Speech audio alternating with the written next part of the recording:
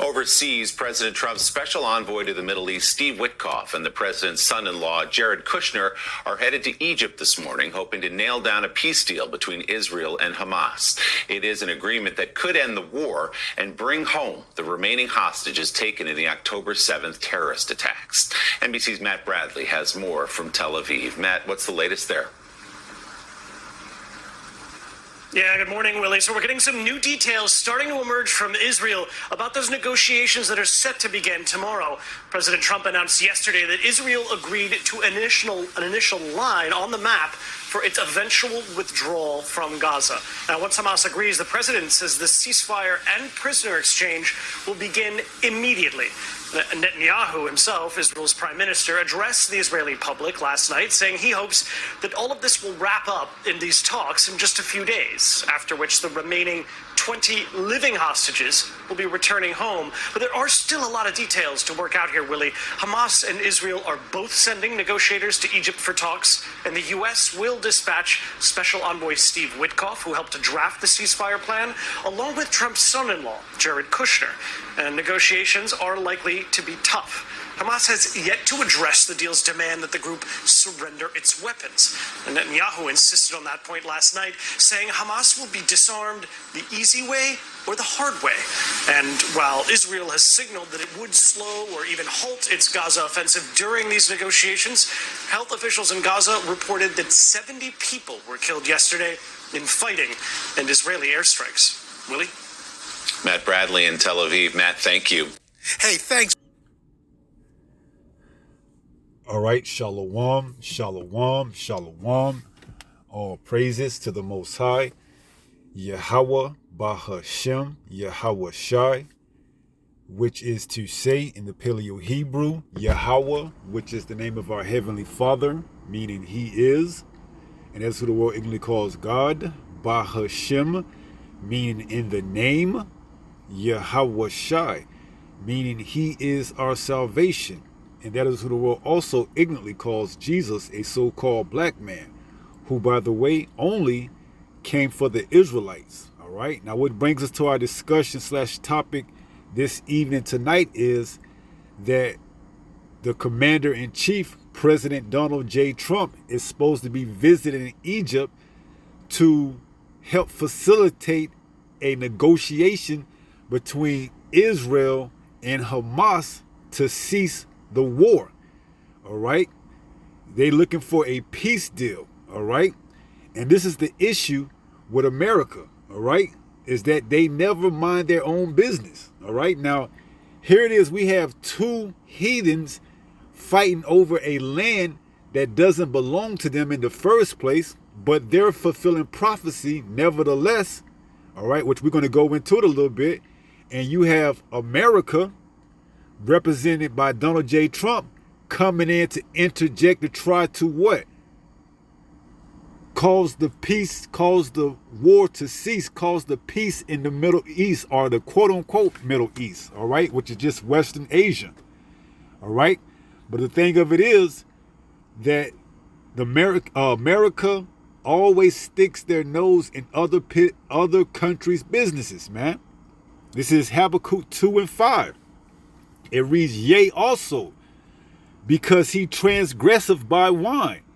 What is his wine? His philosophies, his doctrines, his ideologies, like such as democracy, his religion, Christianity. All right, he puts it off on other countries, whether they want it or not. And if they don't accept it, he just uses his military might, all right, which was given to him as his blessing as the sword. But this just goes to show you that he always sticks his nose in other people's business, man. Here it is. He's going over there to Egypt to help facilitate a peace negotiation to cease fire, to bring the war to an end. But we know, even if he does somewhat achieve that, that is only going to be momentarily, because we know the will of Yahweh Bashem, Yahweh Shai, is to commence and let World War III take place over there in that land that they fighting over, all right? So that they could be what? Cleaned out, wiped off the face of the map, and that it could be prepared for who? The true Israelites, Okay, you so-called blacks, Latinos, Native Americans, all right? And Abba Rathasa, I'm going to get a lesson probably live that says something along the line, are you ready to go back home to Jerusalem? All right, Abba Rathasa. So it says, yea, also, because he transgressive by wine, he is a proud man. See? This is that same proud man that's going to get taken out by Leviathan as well. All right? Along with Yahushua and along with the host of heaven and the chariots, alongside the missiles. He is a proud man, neither keepeth at home. See? Here it is. He worried about taking care of someone else's business, and he ain't even came to the conclusion that this shutdown needs to be addressed. You got your own people that's working on furlough, that's losing their jobs, that's going to lose their rent, their house, their mortgage. They're going to be kicked out of the apartment because they can't pay their rent. They're not going to have any way to get to work because they can't afford a car because of this shutdown. And you trying to put your nose in other people's business. It says he is a proud man, neither keepeth at home. See? And the little hats, the 1948, the small hats are going to be the main component or the main culprits that drag America into World War III. As it says, the least of the flock shall draw them out. If you don't know who the small hats are, or the 1948ers, you know, it's the country that begins with an I, all right? That was made into a state in 1948 by the Balfour Declaration. All right, so they're going to draw America into World War III, pursuant to prophecy. The least of the flock shall draw them out. Okay, it says, who enlarges his desire as hell and is as death. Right, because everywhere he go, everywhere he touches, you know, those countries, they lose their culture, their morality. All right, the women start turning into these westernized women. You know, they come over here, they bring their culture, but they adopt the American culture. All right, so wherever he touches, wherever he touchdowns at, whether it's in Africa, whether it's in China, whether it's wherever, they all dwindle because why? They lose their culture. All right, they take on the ways of Babylon the Great. It says, and is as deaf and cannot be satisfied, but gather unto him all nations and heapeth unto him all people. See, because they have a specific reason. They're going to be all used in World War III to destroy this place, alongside the chariots and Yahushua. All right, you're going to have the missiles from these countries that have the capability of shooting them over here to America. Because why? They've drunken that cup and they've gone mad. They fed up. All right, they fed up with America, man. Okay, so even if he does go to Egypt and somehow get a ceasefire for a moment, it ain't going to end. Okay, we're too close to the end. All right, this is the will of the Heavenly Father, not of some damn president that goes by the name of Donald J. Trump. All right, he ain't doing nothing. The Lord is working on him. It says Proverbs 21 that the king's heart is in the hand of the Lord. This is Proverbs 21:1. The king's heart is in the hand of Yahweh. As the rivers of water, he turneth it whithersoever he will. So he's directing these kings, these presidents, these prime ministers, these kings, you know, to do this. All right. To escalate, to de-escalate, to escalate, stirring up the pot, getting things real wind up for World War III. Okay. So this is all the workings of Yahweh Ba'ashem Yahweh Shai. All right. Because everything is being coming together, culminating for one final prophecy. Okay. World War III. All right.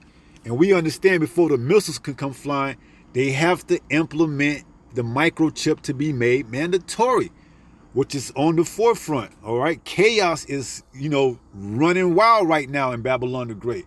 All right. We see in the stages of Jacob's trouble. We know we in the beginning stages, and it's only going to escalate as we get closer and closer to the end.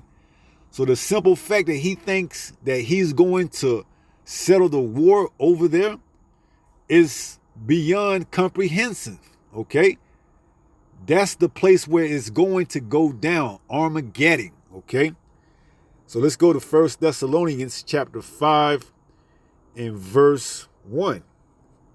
But of the times and the seasons, brethren, you have no need that I write unto you. See? Because why? We're measuring the time diligently, okay?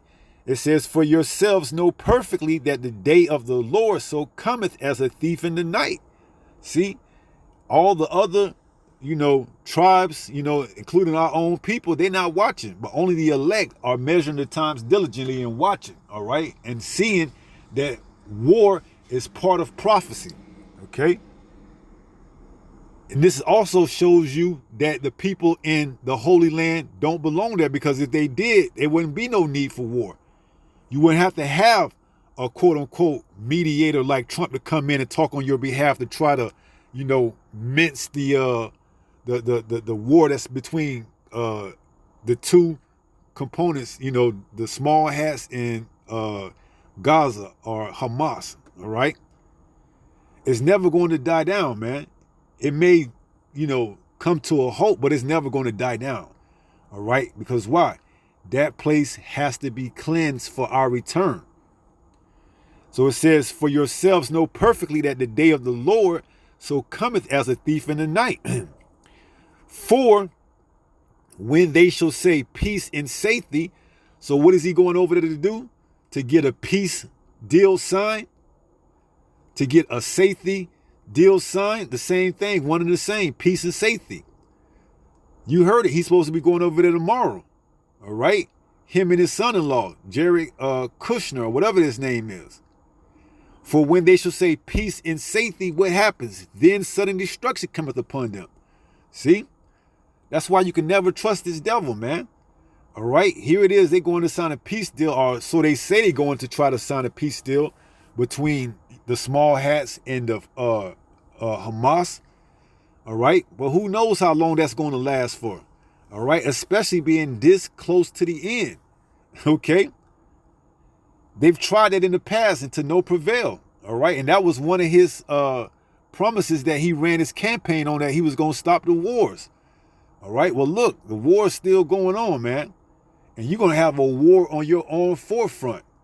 All right? So we talking about National Guards, ICE, the feds, eventually martial law. When you should hear wars and rumors of wars, man. Know that the end is near, roughly paraphrasing, okay? Or when you should hear wars and rumors of wars, know that the end is near. All right, we close to the end, all right? But not just yet, because why? The microchip has to be made mandatory. It has to be implemented, and that hasn't been implemented yet, so we know the missiles can't come. So it says, for when they shall say peace and safety, then sudden destruction cometh upon them, as travail upon a woman with child, and they shall not escape. So war is inevitable, okay? War is inevitable, all right? And Yahweh, Bahashem Yahweh Shai, is all for it, okay? Matter of fact, he's the one that put the spirit on the prophets to prophesy about it, all right? It says, but ye, brethren, are not in darkness, that day shall overtake you as a thief. See? So guess what?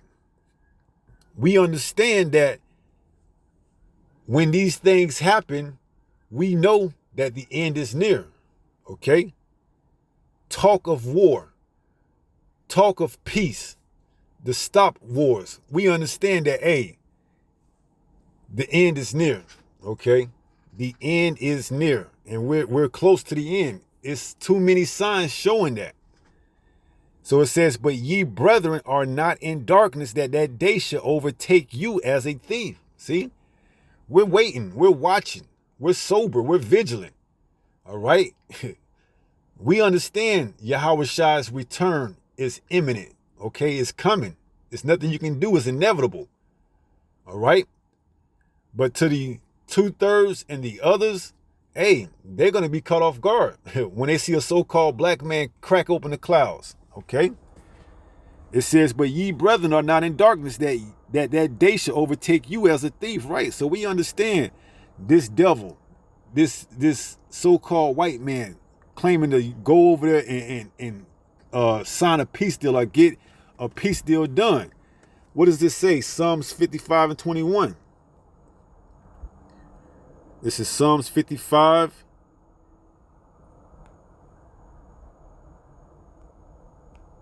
In verse 21.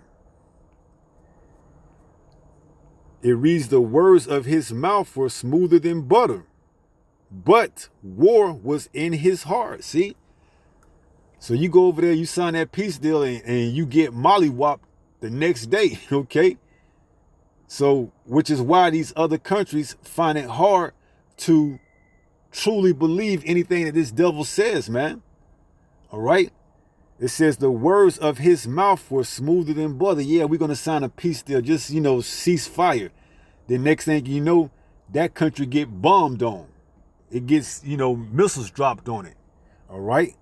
We read it. Habakkuk, 2 and 5? He transgressed with wine. His thing is to enlarge of his place like hell, man. All right? So the words of his mouth were smoother than butter. Yeah, he gonna say a peace deal, cease fire. But what's his ultimate, goal? But war was in his heart. Let's look up that word war.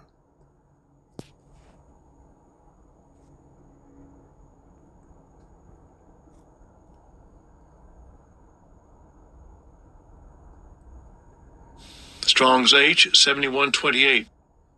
Kerav. So it goes into battle, war, the root word. To come near, approach, enter into, draw near. So he's coming close. You see, war was in his heart. He wants to get into your land and take whatever resources you have. All right? But he tells you peace deals, treaties. Just look what he did to the Native Americans, the indigenous people here. Okay? He came over here with the peace, they shared the pipe, and next thing you know, this damn devil, he had war in his mind, and he got near and close to them, and he destroyed them, man. It says to cause to approach, bring near, cause to draw near, to bring near, bring present. So his thing is to get close enough to you so that he can what? Stick that knife inside your back. All right? That backstabber, man. That's all these people are. Okay? So it says war was in his heart. All right? He's just waiting for his chance to turn that knife in your back, man. It says, but war was in his heart, his mind. His words were softer than oil, yet were they drawn swords. See? And this is why you never trust your enemy, man. All right? They make these peace deals, these treaties, and then they renege on them. Okay? This is Job 14. In verse, let's start at 4. Job 14 in verse 4. It reads, who can bring a clean thing out of an unclean? Not one. So you can't get this peace deal done, all right, to stop war, because that land will be destroyed, okay? That land has to be annihilated in order for the true children of Israel to come back there, pursuing the prophecy. It says, who can bring a clean thing out of an unclean thing? Not one. See? So little do they know, those two heathen nations or heathens that's fighting over that land is all according to biblical prophecy. All right, you're not going to get a peace deal signed with them. And even if you do get a fire or ceasefire deal, it ain't going to be a long-term deal. All right, because why? We're close to the end, and that place has to be destroyed in Armageddon.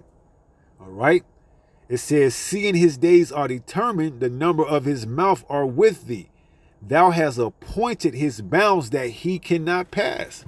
So a peace deal, a peace treaty, whatever, ain't going to get the job done. The job won't be completed until that place is completely annihilated amongst World War III. This is Zephaniah 3 in verse 8. This is Zephaniah 3 and 8. It says, therefore wait ye upon me, saith Yahweh, until the day that I rise up to the prey. See?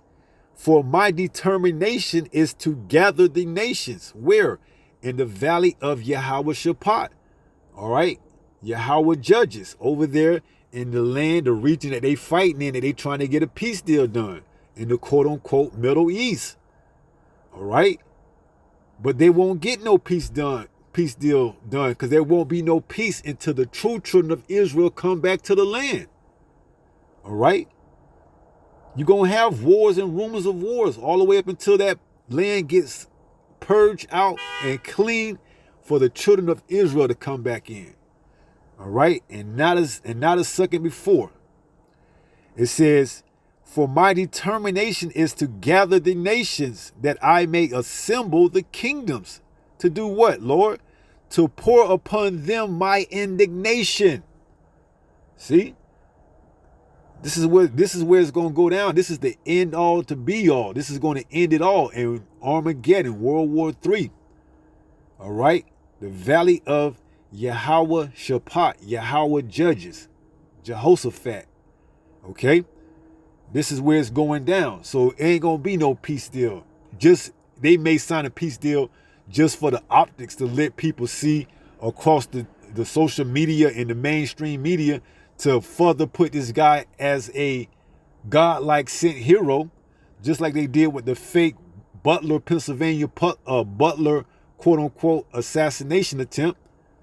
That rose his fame up to levels that's never been seen, and allow him to help seal his 47th presidential, what's the word? Starts with a C. Candidate. All right? But he ain't going to stop the prophecies of Yahweh Ba'ashem Yahweh Shai. Because why? It says, the prophecy says that I may assemble kingdoms to pour upon them my indignation, even all my fierce anger, which we know is going to be in a way of what? The chariots alongside the missiles, man. Okay? For all the earth shall be devoured with the fire of my jealousy. Okay? This is biblical prophecy. His word shall not come back void. It's going to accomplish all that it's set out to do. All right? What's that, Isaiah? Is it 55? This is Isaiah 55 and 11. So shall my word be that goeth forth out of my mouth. How? Through his servants, the prophets. All right, we read about it. Zephaniah 3 and 8. That's going to be fulfilled. It says, it shall not return unto me void. See? But it shall accomplish that which I please, and it shall prosper in the thing whereto I sent it. So there will be no peace in the quote-unquote Middle East. All right? Just for optics, it's going to look like they signed a peace deal. And that's even if they get that done. All right? But we understand we're close to the end. All right? World War III is imminent. All right? It's going to happen. All right? It's inevitable. Okay? So you can look and think that this man is going to get something done. And you can believe if they say that he got it done. All right? But it doesn't line up with prophecy. It's just going to be a rumor of war. All right? That they cease fire. That's just rumors. But we know things are going to turn right back up, especially once they make this microchip mandatory. That's it, man. If you ain't right with the Lord by then, you ain't going to more than likely get right in time to get delivered. All right? So we're going to go ahead and close out. You know, that was pretty much it. And, hey, get ready. Okay? This is 1 Peter chapter 5 and verse 8. It reads, be sober, be vigilant, because your adversary, the devil, as a roaring lion, walketh about, seeking whom he may devour. If you believe any of this, you already gone, man. If you believe this man gonna get a peace treaty signed where wars is gonna stop over there, and you know they're gonna come to an understanding that they don't need to fight over the land anymore, you through, man. Okay? You through. Because then you'll believe that the microchip is going to be your best ally. All right? See, you can believe anything this devil tell you, man. All right? You got to, hey, it says, cursed be the man that put his trust in man. All right? We got to have faith in the word. All right? Solely, only the word. Okay? If it doesn't line up with the word, that's why we measuring the time diligently, then we don't buy it. We don't take it. Okay? So you got to continue to stay sober and be vigilant. All right? Because if not, the devil, as a roaring lion, walketh about seeking whom he may devour. Okay? And we're going to close. So with that being said, pray someone was edified through this lesson. And until the next time, if it be the Lord's will, stay strong, stay in the faith. We're almost home. Shalom. Peace.